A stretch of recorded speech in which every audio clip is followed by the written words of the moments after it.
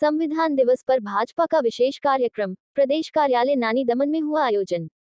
नानी दमन संविधान दिवस के अवसर पर रविवार 26 नवंबर को भारतीय जनता पार्टी दादरा नगर हवेली एवं दमन दीव प्रदेश इकाई की ओर से प्रदेश कार्यालय नानी दमन में एक विशेष कार्यक्रम का आयोजन किया गया। कार्यक्रम की अध्यक्षता भाजपा प्रदेश अध्यक्ष श्री महेश भाई अगरिया ने की। कार्यक्रम में प्रदेश के सभी जनप्रतिनिधि, प्रदेश एवं जिला पदाधिकारी, अनुसूचित जाति मोर्चा के कार्यकर्ता, दमन जिला भाजपा अध्यक्ष श्री भरत भाई पटेल सहित बड़ी संख्या में पार्टी कार्यकर्ता उपस्थित रहे।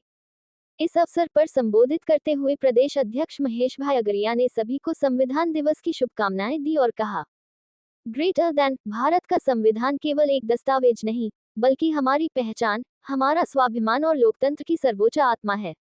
डॉक्टर बाबा साहेब अम्बेडकर और संविधान सभा के सभी सदस्यों को हम नमन करते हैं, जिन्होंने दुनिया का सबसे बड़ा और सर्वसमावेशी संविधान राष्ट्र को प्रदान किया। उन्होंने आगे कहा कि संविधान न्याय, समानता, स्वतंत्रता और बंधुत्व का मार्ग दिखाता है और हमें इसके सिद्धांतों को आत्मसात कर विकसित भारत के निर्माण की दिशा में संकल्पित होकर कार्य करना चाहिए। कार्यक्रम के अंत में भाजपा प्रदेश मीडिया संयोजक मजीद लधानी ने उपस्थित जनों का आभार व्यक्त किया। प्रदेश अध्यक्ष आदर पार्टी નું તમે નહીં કરી શકો અને જે કોઈ ચૂંટાયેલા જનપ્રતિનિધિઓ અહીંયા જે છે જિલ્લા પંચાયત હોય નગરપાલિકા હોય એ લોકોને બધાને જ 2 તારીખ સુધી કોઈ પણ પ્રદેશ છોડીને જાય નહીં। આવનારા આજે તો કાલે તો મને ખબર જ પડી જશે કે દિવસે ડિક્લેર થવાનું છે। આજે સેન્સની પ્રક્રિયા ના થકી જ ચાલતા એના નિયમ થકી જ ચાલતું। આપણે એક ઝાડ કાપવું હોય એ સંવિધાનમાં લખ્યું છે કે એની પરમિશન લેવાની, એ તો આપણે ખુલ્લેઆમ બધું ગમે તેમ નહીં કરી નાખીએ। વિશ્વની સૌથી મોટું જો કોઈ આ બુક છે સંવિધાન છે કે 26 નવેમ્બરને આપણે સંવિધાન દિવસ કેમ ઉજવીએ છીએ। આપણું સંવિધાનના જે રચયિતા જે આપણને ખ્યાલ છે કે 15 ઓગસ્ટ 1947ના આપણા દેશ આઝાદ થયો એના પછી સંવિધાનને બનાવવા માટેની જે કમિટીની રચના કરવામાં આવી એના અધ્યક્ષ હતા બાબા સાહેબ આંબેડકરજી।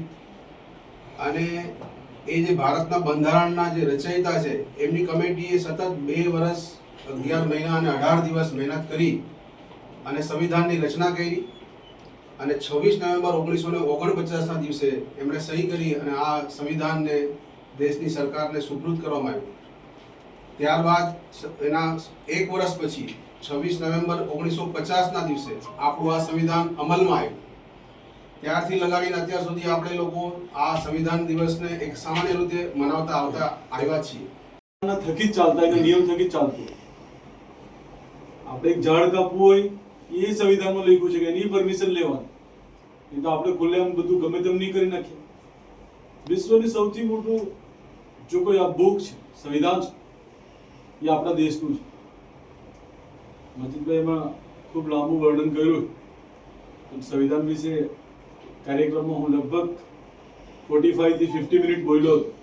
સંવિધાન વિશે ઘણું બધું બોલી શકું એવું છું, પરંતુ આજના પ્રસંગને અનુરૂપ આપ સૌને વિનંતી કે જ્યારે આપણે કોઈની પૂજા કરતા હોય, આપણે કોઈનું માન સન્માન આપતા હોય તો એ ભાવ સાથે કરોડો વધારે સારું।